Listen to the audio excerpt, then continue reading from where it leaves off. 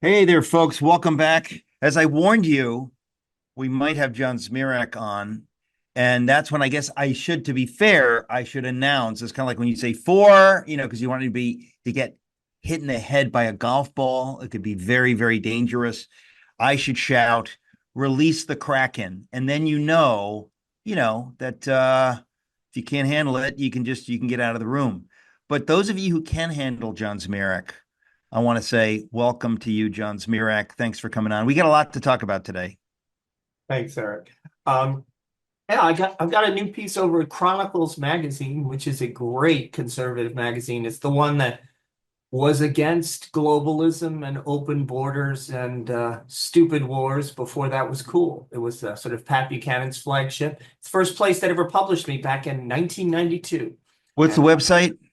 let's see, chroniclesmagazine.org. Chronicles Chronicles Magazine. Magazine. We need to know what's good. So I always want to make sure people get the website, chroniclesmagazine.org. Is this the article where you write about Darwinism? Yeah, yeah, yeah. So I talk about why it's so important that we address root causes, deep, deep, deep causes that are the reason we lose so many battles. Like, why did we lose the battle against same-sex marriage? Why have we almost lost the battle against something as insane as transgenderism, as the ludicrously unscientific claims that we don't have two biological sexes, that humans have 47 genders and they can shift among them all throughout their lives, sometimes in the same day? That's not science, but you have scientists defending it. You have medical organizations expelling people for denying it. How did we become prey to so many crazy things? Why are churches constantly caving on one thing after another, and putting up rainbow flags and announcing that they're welcoming and inclusive? And I think the reason is deeper than most people realize. I think Okay, now this is a big thing that we're going to talk about here. So I want to let people know. After this, we're going to talk about Trump's speech in Saudi Arabia, and we're going to talk about the Christianity Today hit piece on Eric Metaxas that came out earlier today. It's actually so silly, it's not even worth talking about, but we should mention it. But right now, we're talking about the big stuff. John, when you link all this stuff together, it's so fascinating. So this is these kind of the intellectual underpinnings of the right. lunacy in which we find ourselves. You say is Darwinism. Darwinism. Darwinism. Now, not the idea that the Earth is very old, or that we might have common ancestors, that all of life may have started simple and then evolved to more complex forms. These things are not particularly controversial for most people. It's the underpinning claim that it all happened completely randomly. And this is something that the scientific establishment absolutely insists on. If you say, look, I think the Earth is 5 billion years old and that we're all descended from amoebas and that we are even descended from apes in some biological sense, you can say all that. But if you say, but I think God guided the process in some way, then you are an ignorant creationist. You might as well think the Earth is 6,000 years old. And they will get you fired. They will prevent you from speaking on campus. Um, I just read a wonderful book by my friend David Klinghoffer called Plato's Revenge, and this article is a review of it. He talks about this professor's Jeffrey. Oh, I'm sorry, I got to get his name. Sternberg. Um, let's see. I'm sorry, I got to get his Now, first name. before I let you go on too much, I believe, and I believe you believe in intelligent design. Right. And uh, I don't know what I believe when it comes to how we actually got here. I can tell you this, folks. God was 1000% behind it, and the Bible is absolutely accurate. But there are people, really, really radical atheists, who say that God was not involved. It just happened. And of It's course, not there just are. it's not radical atheist. Francis Collins says that. That was Francis my Collins, next. That was my next. The next words out of my mouth were Francis Collins believes in. He calls it theistic evolution. but in fact it's not. Okay, Francis Collins believes in Darwinism. He says you cannot find any evidence of divine involvement in the creation of life or even in the development of man. And he actually worked to professionally persecute Christians who believe in intelligent design. And I'm sorry to say, we've touched on it in the program before. Tim Keller, whom I loved, participated with Francis Collins in it's called the Biologos Foundation, and they put forward this idea of, they call it theistic evolution. But you're quite right. There's a dodge, because they basically say, but there's no evidence of God. And so in a way, what they're trying to do is make friends with the atheist materialist cultural elites and say, well, we see things, pretty much the same way. Exactly So, the same. but Yeah, just to be clear, you are talking it is about it is deceptive. Darwinism. Right. It's deceptive terminology. In fact, they're barely even deists. They go after any attempt to show that a purely random materialistic explanation of life doesn't work on the merits. They insist that everything that happened to us happened by random chance. Why is this important? Why is it important to argue against the Darwinian principle that all life evolved by accident and the fittest survive and everything else dies off? And that explains the complete development of human beings from inert matter on a dead earth before the origin of life. Why? First, why is that so important? Imagine your bank had a fancy new interface of an app that it made it really easy to do your banking. And it was transparent, it was efficient, it was just one glitch. It multiplied your balance by 0 at the end of the day every day. That little one glitch, I think you might want to try to find another bank. What Darwinism does is it multiplies any claim of meaning or design in the universe by 0. So if you've internalized the idea that all life came about purely randomly, and the only way it got more sophisticated was by random mutations, and then the fittest surviving and the rest dying off. If you've internalized that, and that's taught at most Christian universities, all Catholic universities, even the Vatican basically says things like that. In the science departments, maybe not the theology department, but when you take this biology class at almost any conservative Christian university, you'll be taught straight up Darwinism. Why does that matter culturally? Well, if you try to say that God made 2 sexes, he made man and woman, he meant man to marry woman, and for them to have children, and a family to consist of a husband and a wife. Well, if you internalize Darwinism, you don't think anything is designed.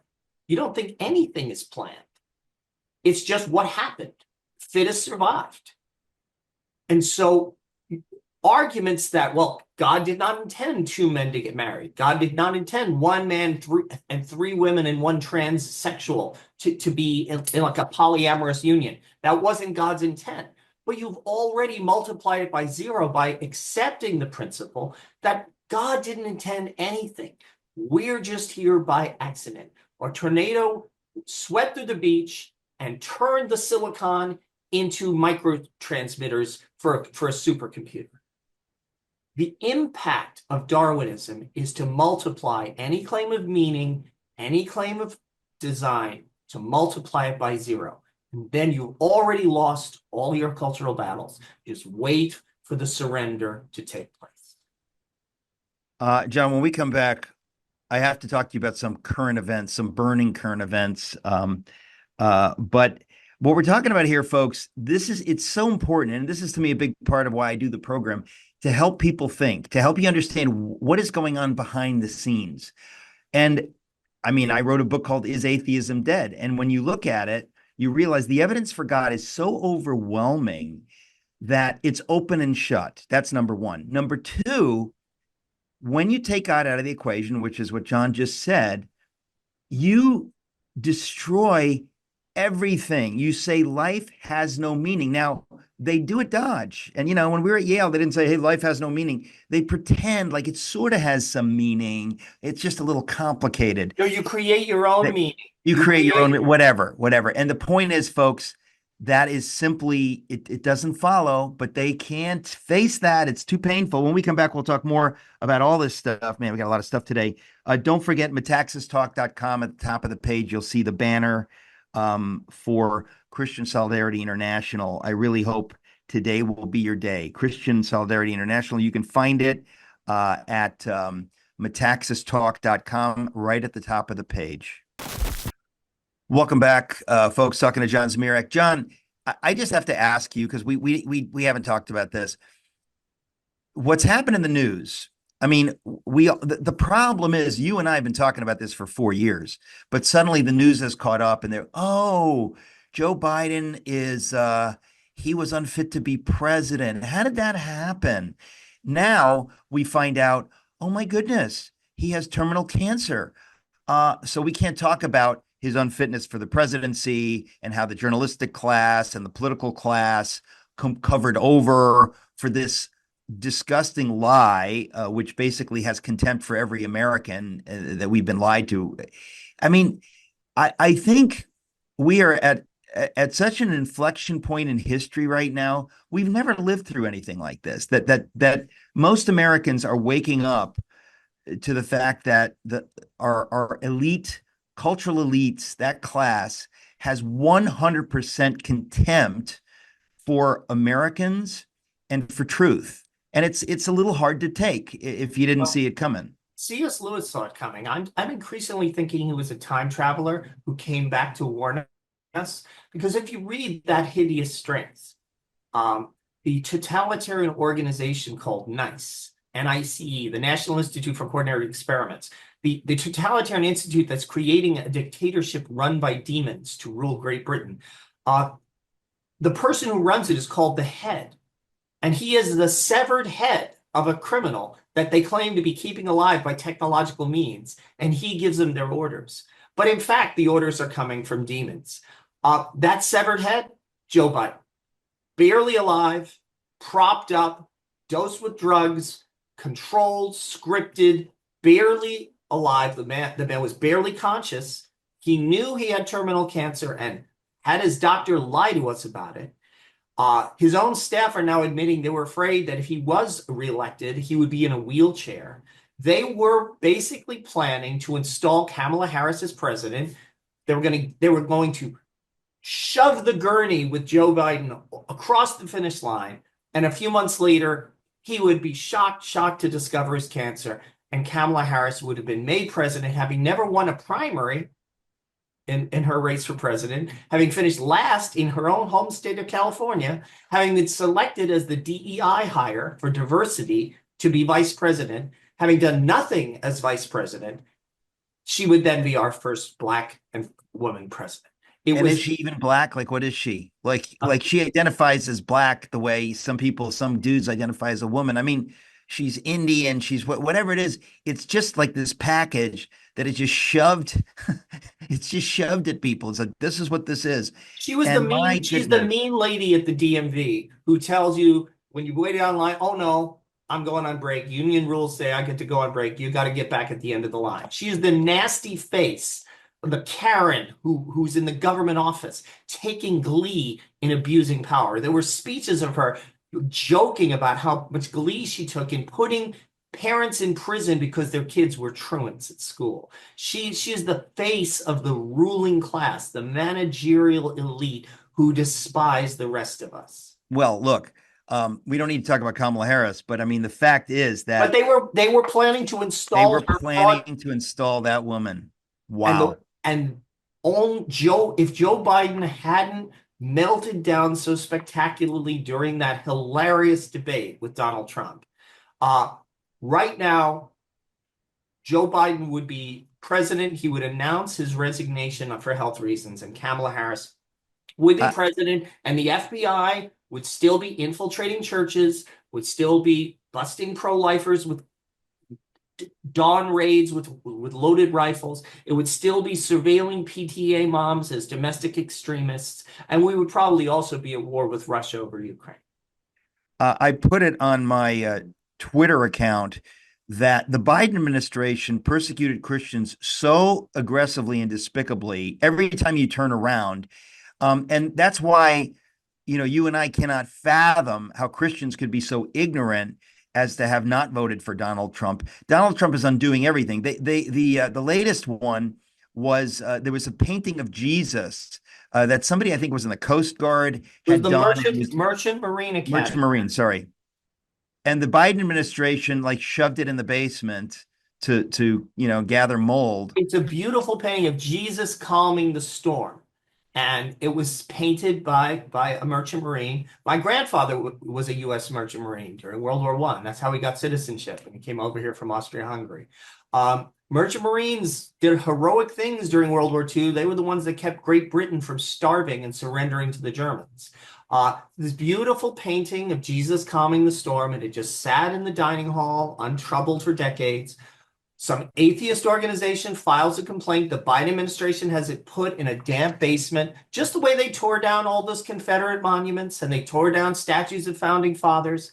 They want to erase our history and our culture so it's a blank slate, so they can draw on it in crayon the totalitarian future they have in mind, just like the Khmer Rouge in Cambodia and in Mussolini in Italy. They both announced, we're starting the calendar again. We're starting at year zero. It doesn't start with Jesus Christ. It starts with our government. Our regime remakes history, and we reform you like a blank slate. It's exactly what Orwell predicted in 1984. Well, they also the Biden regime didn't just take down this painting of Jesus. Today, I read that they had a $37 million fine leveled against Grand Canyon University, which is a wonderful Christian university. I have visited them. And the Trump administration rescinded that. I mean, but for Christians not to understand that we were in a war with the devil, folks, like, what do you think? Anyway, we're out of time for this segment. We'll be right back with John Zmirak. Folks, welcome back. I want to remind you of our campaign with CSI. Very important. Please join us in this. Go to metaxastalk.com. The website is that's the website, my radio website. At the top of the page, you'll see the banner, and there's a phone number, which I'll give you at the end of this segment. We're talking to John Zmirak. Now, John, you wrote about the speech President Trump gave in Saudi Arabia. People were raving about it, but it got very little news coverage. So tell us about it. Well, I got a piece at stream.org. America First is more Christian than a global jihad for, quote, democracy, unquote. In President Trump's speech in Riyadh, well, it's interesting. It kind of made me think of the Lord of the Rings. There's a scene when the hobbits meet Strider, the guy who turns out to be Aragorn, turns out to be the king. When they meet him, they don't know whether to trust him. And one of the hobbits says, well, he's got kind of a rough-hewn, tough look about him. Do you think he's working for the Dark Lord? And one of the hobbits says, I think a servant of the enemy would look fairer and feel fouler. In other words, the devil comes disguised as an angel of light. And sometimes the most beautiful political rhetoric is in the service of evil and is designed to deceive us, to tempt us, like Jesus was tempted in the desert. And sometimes people speaking bluntly in kind of even coarse, almost seemingly materialistic terms are actually the servants of what is good and true. Well, in my article at the stream, I talk about two presidential speeches. One, the second inaugural of George W. Bush in January 2005. The other, Donald Trump's speech in Saudi Arabia, because they are polar opposites. In his second inaugural, George W. Bush announced that we could not be safe here at home while anyone in the world didn't have American-style secular liberal democracy. It was going to be our job to transform the face of the earth, to redeem the human race from its historic curse of sin and tyranny. In other words, the US military was going to be doing the work that the church is supposed to do.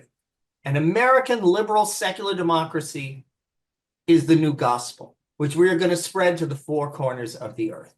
So what he was doing was hijacking and weaponizing the gospel call to evangelize and turning it into the neoconservative demand to colonize and control the world and remake it in our own image. That's what neoconservatism, that's what George Bush, Mike Pence, Paul Ryan, that's what these people were about. Taking the sort of corrupt, rickety structure of America circa 2005, where abortion was legal and, in fact, supposedly in the Constitution because Roe v. Wade was still in effect. This was the template, and we were going to bomb places like Afghanistan and Iraq until they turned into New Hampshire. And we're going to keep dropping bombs on them and sending our soldiers there until they turn into the founding fathers and start having town meetings and have freedom and capitalism. We are going to do that. And if you're not on board with that, if you don't think that's America's job, then you're a narrow, selfish, isolationist. You probably hate the Jews. You probably are full of hate for Muslims.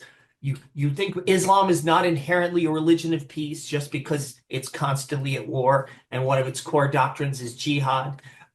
You are a narrow, bigoted, dangerous person who we're going to marginalize. We're going to exclude. If you remember how they treated Pat Buchanan, how they treated so many people like Ron Paul, they treated them either as dangerous extremists or ridiculous, ignorant clowns.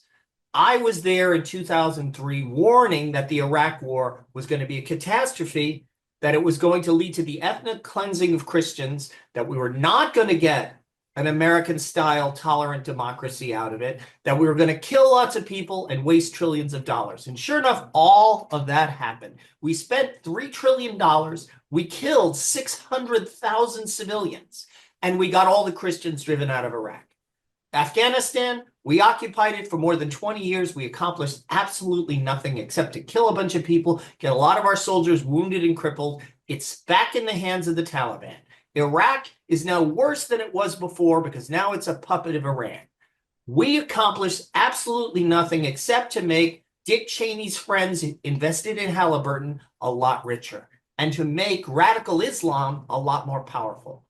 Donald Trump's speech in Saudi Arabia, he was speaking about America first. He was saying the America first way is we let the Arabs prosper in their way. We don't try to remake them in the image of America. We try to have peaceful relations with them.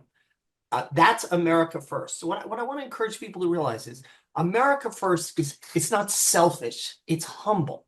It's saying, you know what? Before I embark on a program to teach all the kids in the neighborhood to have better table manners, I'm going to start bathing and changing my underwear. I'm going to do that first. Change starts with your underwear. We're going to clean up our own house. We're going to control our own borders. We're not going to be spending billions of dollars around the world through USAID pushing abortion and transgenderism in places like Sierra Leone and Peru. So I see Donald Trump as like one of the hobbits in The Lord of the Rings. The hobbits were for the Shire first. And I see George W. Bush and Mike Pence and all these globalists. They're like Saruman, the white wizard, who had a beautiful voice. He was very persuasive. He could convince you. He used gorgeous language. He presented noble visions of the future, but in fact, he was enslaving you for his own power. It's really like when John Winthrop, in 1630 talked about a shining city on a hill, Jesus' idea. But the point is that we're supposed to attract people to our way of life because, yes, I believe it is the Lord's will that everybody could be free and self-governing, but you can't force it, folks. People have to want it. They have to be willing to fight for it. And clearly, the neocons and George Bush didn't get that. We'll be right back talking to John Zmirak. Want to remind you our campaign to free slaves. Here's the phone number. Please join us, folks. Please write this down. Do yourself a favor. Participate in this. 888-253-3522. 888-253-3522. You could dial it right now. You can give a few dollars, whatever you can do. That's what we're asking. 888-253-3522.